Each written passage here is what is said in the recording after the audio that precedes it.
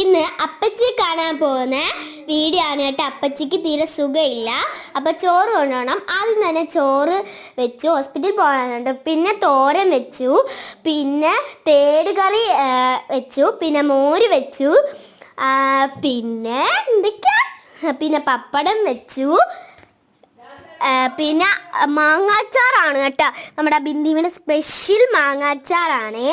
അതും വെച്ച് എല്ലാം റെഡി ആയിരിക്കുകയാണ് കേട്ടോ. ചോറും ഒക്കെ, തോരനും അച്ചാറും ഒക്കെ. പിന്നെ കവറിലേക്ക് എടുത്ത് വെച്ച് കേട്ടോ, കവറിലേക്ക് എടുത്ത് വെച്ചുകൊണ്ടിരിക്കുകയാണ്.